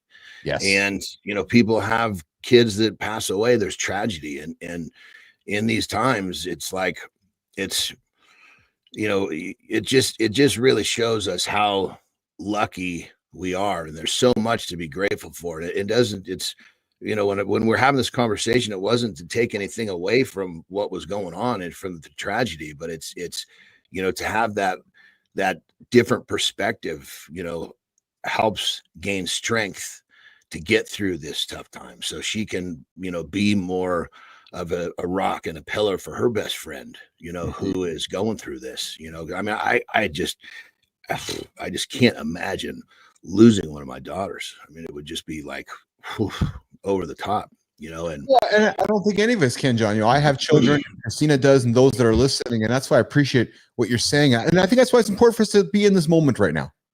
I really do. Like I think, Kristina, it would have been easy for us not to go here, but this is life. And if we're talking about helping men achieve their goals, helping men not hit the snooze button, John himself admitted this. Fuck, I don't know if I want to get out of bed today. And Kristina, you yourself admitted I probably wouldn't have came to work today. I probably wouldn't have showed up. Right. So I think these kind of conversations, we have to have these conversations. Right. Mike Hawk comes in and says, I feel that empathy came as a result of us being a communal species for survival. I don't know. And I have a hard time arguing with you there. I think there's power in learning empathy. We also, I've been giving you guys some things to think about, what 3 powerful phrases to bring you closer to your partner in a time of need and a time not of need. And this last one here, Kristina, Johnny, is, and Kristina, I've heard you say this before, I'd love to hear more about that. Right. So sitting down with somebody. So again, maybe sitting with John, if I'm sitting with John in a situation right now, is I'm offering empathy, I'm listening. And maybe at some point it's offering to John, John, I'd really like to hear more about that. And empowering John to open up more and to be more vulnerable. Because I'm only thinking at that point, Kristina, it's giving John a more continued space to open up more to me. Yeah. Right? And all of these statements, take them with a grain of salt. Yes. If you want to, if I'd love to hear more about that, doesn't feel authentic to you, say, hey, tell me more. Yes. Like these are not verbatim things. You get the idea. The idea is you want to show up for people. You don't want to fix their problems. You want to help them and be there for them in whatever way they need. And doing that and saying, I'm here and I have a space. And if you want to talk, like when you say, hey, I want to hear more about that, they may say, I'm not ready. That's not a reflection on you also, because I tend to do that as well. If you don't want to talk, well, I'm here trying to help you. And then I switch it on me. So it's not about you in that moment. Say, cool, whenever you are, I'm here. And if that day ever comes or it doesn't ever come, you've still done everything in your power to support that person.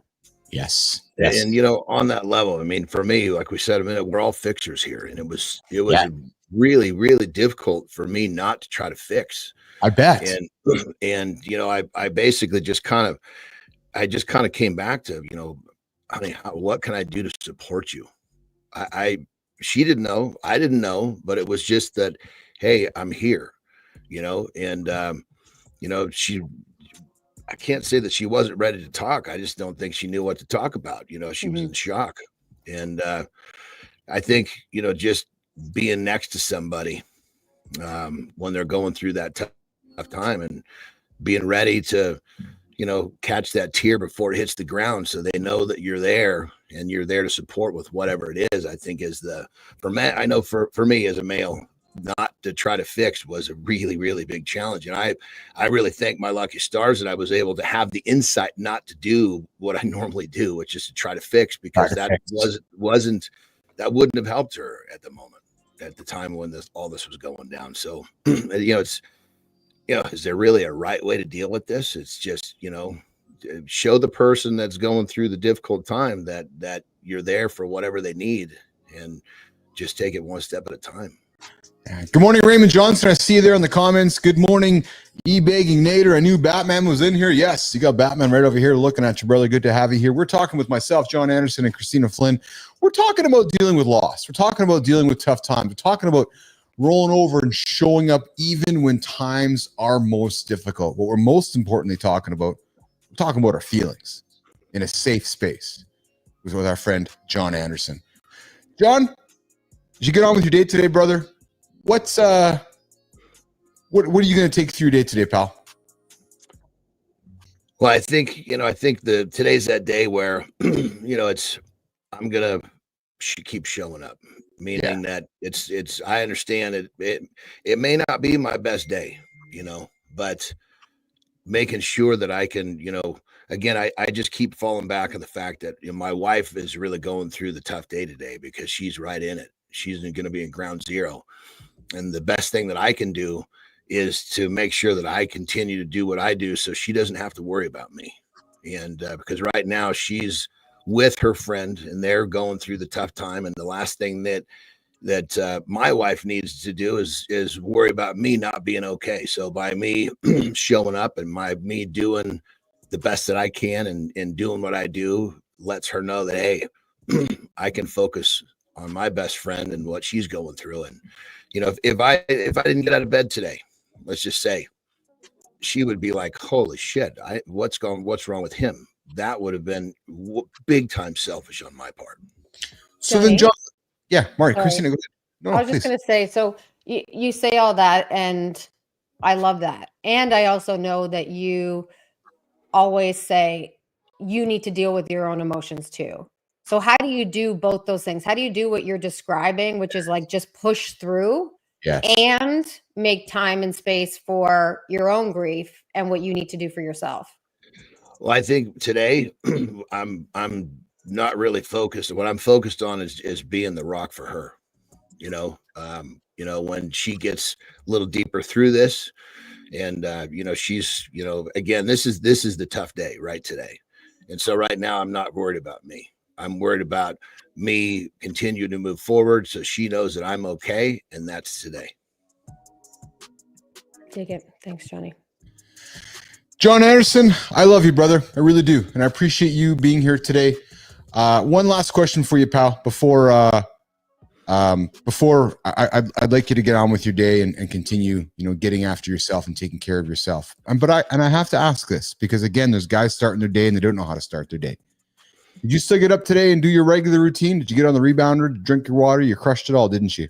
Yeah, it was fucking difficult for sure. And that's really what it comes down to. If my wife saw I wasn't caring for myself, she would know that something was really wrong.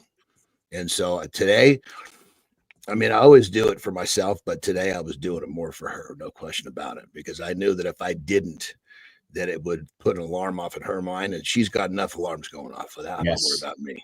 Yeah. All right, my friend. Well, listen, we got comments coming in from Nation here. Before we walk you out, pal, I want to offer this up to you and your family. And we got Jack Nugent coming in here with Godspeed, my brother, praying for you and your family, peace and comfort during this hard time. Let me know if you need anything. Andersen, we got Doug in there in the comments are hanging out for you. And you know you got those prayers. You got Joe Fontana offering you some love and offering you comments as well. And pros do the work when no one is watching and when they don't feel like it. And that's exactly what you are, John Andersen. So, brother, my love from my family to yours. You go take care of yourself. Okay? And Nation, you heard it here, man. You tell your family, you tell your friends you love them. I love you, brother. You take care of yourself today, okay, pal? I appreciate the support, guys. I love you too. All right, you take care, okay? See you tomorrow. All right, so John is going to get on. And Nation, I know we're all feeling for him and his family today. And Kristina, I cannot imagine what Terry and her friend is going through when we lose a child. Kristina Flynn. Yeah, I've seen it firsthand, and there's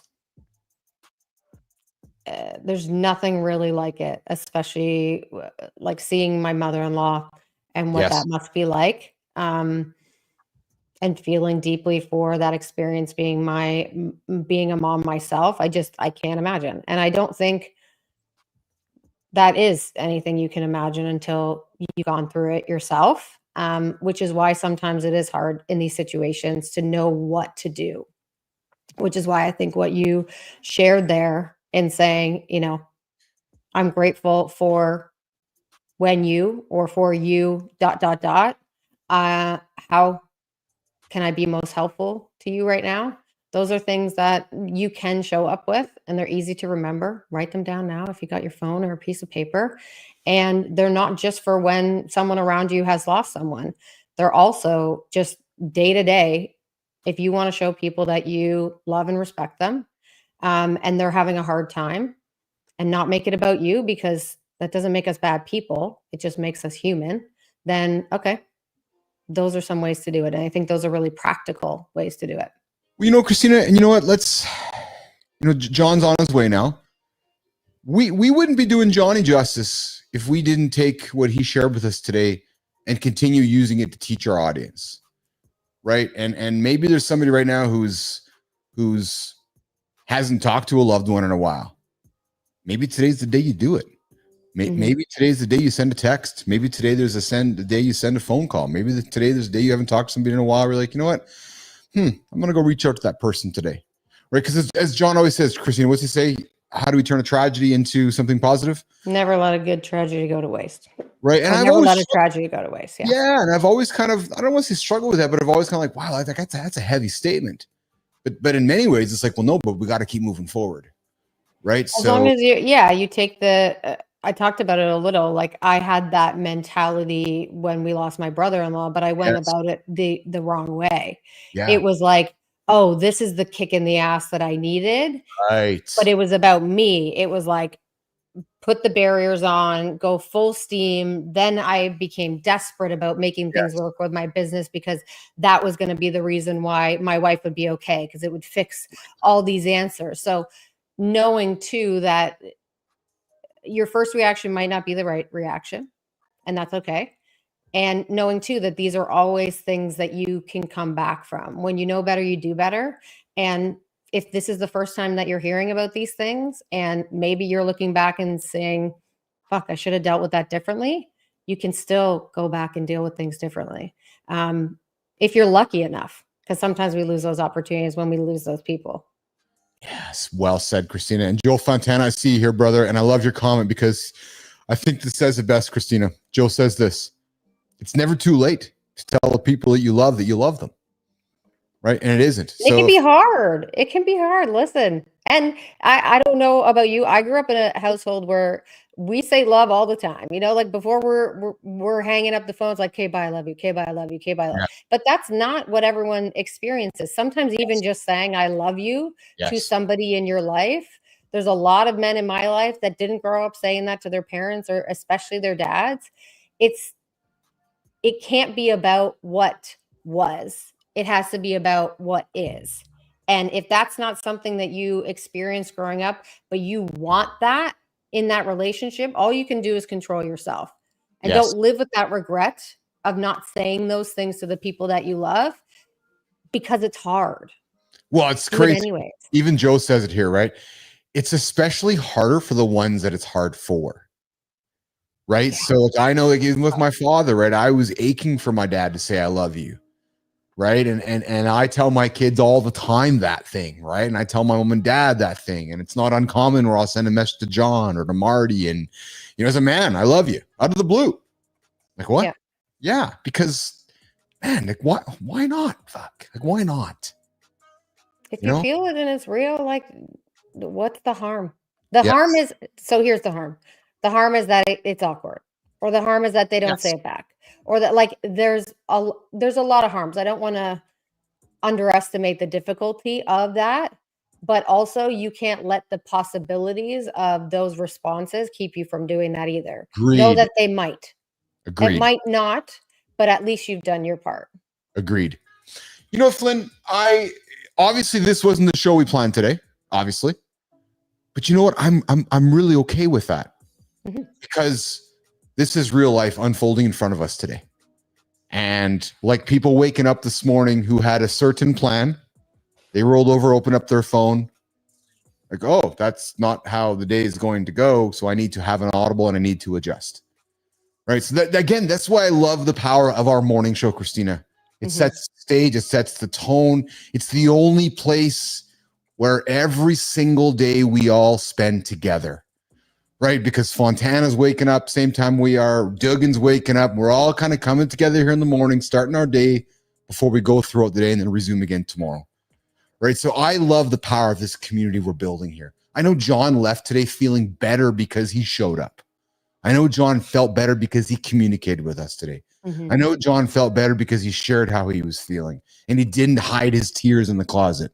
Because we gave him that safe space to have this conversation. And then we have Nation tuning in, like Duggan and Fontana and all these folks just, Mike Hawk, we got right, and just pulling back the love.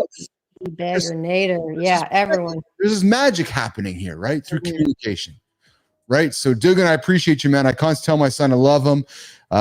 We got Fontana popping in and telling someone you love them is just as much for you as it is. You're absolutely right, man. You're absolutely right. There's nothing wrong with that. No, not at all. Duggan saying I want to raise him to be open and honest about his emotions. Absolutely. And you talk about this, Jack. My kids are better with their emotion at 5 and 2 than I've ever been at 41. So yeah, we just have to do better with ourselves and with them, and we do that daily. Yes, we know that your kids are better with emotion because. Oh yeah, my son will tell you when he's pissed because he does not fuck around. The man is angry about his soother. So we're taking a sad moment into a fun moment, because that video, man, when you dropped it into my feed, your 2 feet standing there and the kid just going like, what the fuck? That was, that was day 6. I know. That was day 6, and we were just like, oh my Lord, what are we gonna do with this kid? And the best is, like, he starts and you're like watching, you're like, yeah, he's upset. And then my daughter comes in the background and says something, and he just goes, wow. And he just starts all over again.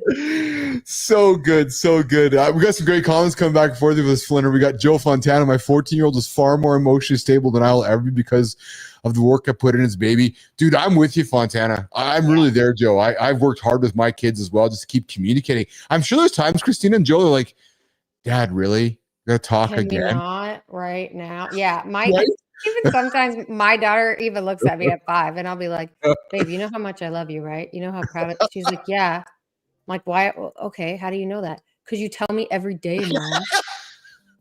I'm like, yeah, you're right. I said before, so I've been through divorce with my family, and it was extremely important to me that I over communicated with my kids. Yeah. I just fucking talked. Okay, guys, it's time to talk again. They're like, really? So your kids are older. That's something that I get nervous about. And I've talked about this. We all fuck up our kids in our own ways, right? Because every generation gets better, hopefully. Yes. So I've always thought that the ways that I'm going to fuck up my kids are in giving them all of the space to have their feelings in every situation, because that's not also real life. Like, if they go out into the world and they get a job and a boss says do something and it's upsetting to them, they're going to say, well, I'm upset by that. And the boss is going to say, I don't give a fuck. Do it anyway. That might be Joe Fontana. Like, what the fuck? You don't give a fuck. I'm here in Brooklyn selling fucking shit. You got your right. And hopefully, maybe that boss doesn't exist, because maybe by that point, the boss. It's definitely not all the bosses I've had. The bosses I've had would be like, I don't give a fuck how you feel. You're going to do it anyways. But you know what, Flinner? I'm going to debate you on this one, because I'm hopeful that, so my kids are older than your kids, right? So let's be hopeful that by the time your kids end up having my kids as their boss, my kids taught them that, right? That empathy, that kindness, so that when Banksy or Bray showed up and they're like, yeah, my fucking mom took my soother away at 5 and I'm fucked up because of it. Carter's like, well, don't even joke about that. It gives me cares. Tell me about that. Tell me about how your mom fucked you up because they took the soother away. I gave him to make my life more convenient, and then I took it away from him to make my life more convenient. It's so selfish. It is so selfish. Oh, this is good. We got Fontana coming in back here with my son is 7, about to turn 8, so he still loves off, love him, showing him, but my now not hit the dad go away stages. Yes, Fontana. Yes. It's going to happen. Yes. But that's how that works. All right, Flynn, great conversation. Like really good, honest dialogue that I'm thoroughly enjoying. But here's what we're going to do. We're going to throw business and branding off the table today. I know you had a good topic to talk about. We're going to get to a purpose this week. But let's do this. Let's pivot to, I see you, Joe. That was Jack. Let's go to a segment that I know you and I are we're getting a lot of fun. Like man, this community corner segment, the creator spotlight shit that happening and people get celebrated, and that's how Dr. John Page ended up on the show. Well, I see the person you threw on the table for today, this business to business dude, this champion networking guy. And dude, I see his profile. He's the baby goat dad. Like, dude, like we got another goat maybe kind of on here. He's a wizard in training. So I'm gonna pivot my attention to this camera right over here, and we are gonna pivot. Felix, yeah, post-production check here, Felix. Jimmy, today, the creator spotlight. Yeah, there you go. I see that change on the screen there. Today, we're going to feature somebody who's a B2B networking revolutionary. This fellow, Flinner, after 2 decades in sales, he looked at traditional networking and decided to build something different. Success Champion Networking, where real deals happen through genuine connection. Go figure. He's a community architect. While others focus on surface level connections, this fellow's building business families focused on mutual growth. No empty handshakes here. No pointless coffee meetings here. Just real collaboration that drives results. He's a farm life philosopher. I love that. Between running SCN and the Badass Business Summit, yeah, you're going to find him on his farm. Seriously, Flynn? Raising goats, chickens, and turkeys. I love this. Proving that success doesn't have to look like everyone else's blueprint. Hey, we need to get this guy connected with Daniel and Trinell. Daniel's got a farm too, man. It's like, that's all these farming folks, right? No, Nation, LinkedIn's not just for white collar farmers are on LinkedIn too, y'all. Just like pastors are on LinkedIn. Y'all want to be like, oh, LinkedIn's cheesy. I don't want to do it. Farmers and pastors are doing it. So get your shit together. Goats and chickens and turkeys. Seriously. Proving that success doesn't have to look like everyone else's blueprint.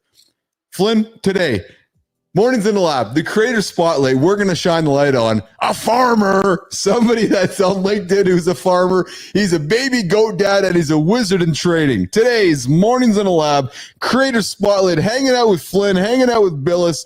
Drum roll, please. It is Johnny Brovin. Johnny, yes, sirree, the business to business network, B2B networking, badass business summit, baby goat dad. That in itself, Flynn, like any profile out there, you have baby goat dad. People go, hey, who's the baby Here's goat? The thing. That's what I always tell my clients. I love to end the profile with something personal. So in mine, it's ADHD, because that's immediately, if you've got ADHD or you know somebody with ADHD, you're going to be like, oh, interesting. Like you connect at a different level, our brain responds. Fucking, if you don't respond neuroscientifically to baby goat dad, do you even have a heart? I don't know. Immediately, I was like, I don't even care what he does. I don't even care what the event says. Blavin, we don't care what the hell you do. The fact that you're a baby goat dad, we will celebrate you and have you in the lab to talk about your baby. Hey, Flynn, maybe he comes to the lab, he can bring his goats with him. Oh my God. And then we can bring Jory on the stage and we can have like just goat sounds all over the place. But hey, listen, all joking aside, why are we deciding to celebrate Donnie Boivin for today's Mornings in the Lab Creator Spotlight? Donnie, we're celebrating you, brother. Kristina, why are we doing that today? Donnie Boivin. Because he's doing exactly what he says to do in his profile, which is like things don't need to look and be the way that you think they need to look and be. They are what you make of them. And I think you don't think B2B and farmer go together. No. You don't think farmer and LinkedIn go together. You don't think any of these things. And to me, that's really unique and that's really intriguing. And that's exactly the kind of content that I hope we see more and more people getting into as creators in saying, listen, I'm fucking unique. And I've been doing this for a long time.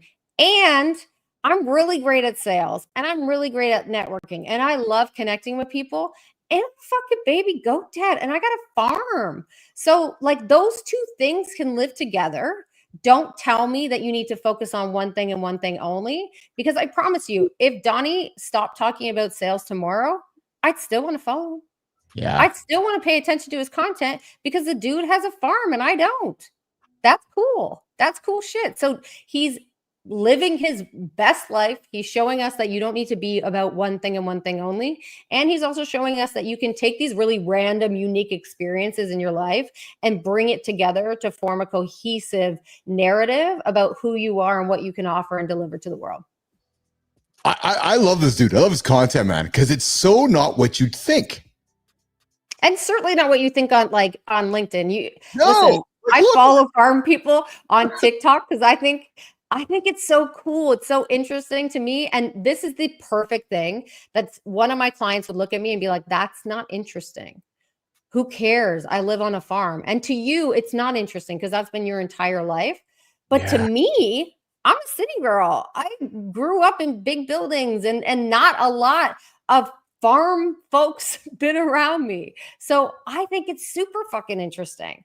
So everything you do is super interesting to somebody that has no connection to that.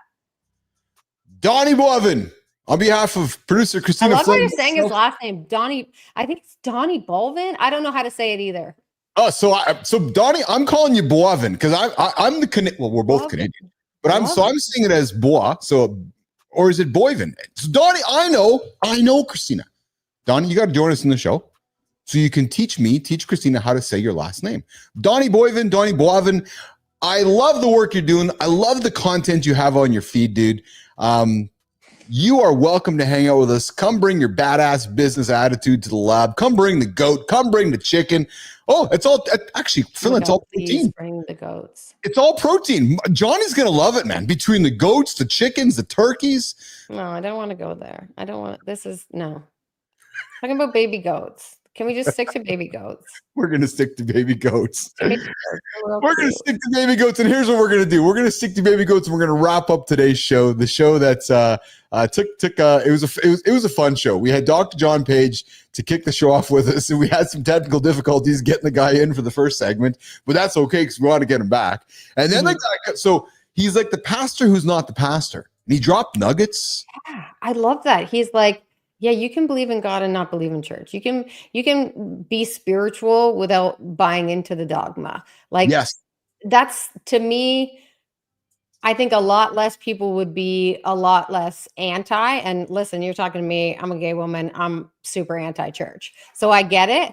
But it gives, there is a need, and people, whether you call that God, whether you call that the universe, whether you call like whatever energy, there is, we know connecting to something deeper than ourselves or greater than ourselves has great benefits. And I think that's what he's doing. I agree. Fun. Well, I don't want to say it's a fun show. It was, I thought it was a good show today. It was a meaningful show today. It was a show laced in meaning. And you know what? You said it best. I don't even know if I could have showed up to. I give John courage, man. Props for doing what he had to do. So I think I would now. Yeah. You know what I mean? And I think that's what the power of what John does is like, if he can do that, then he proves to others that you can do it too. And I think I would.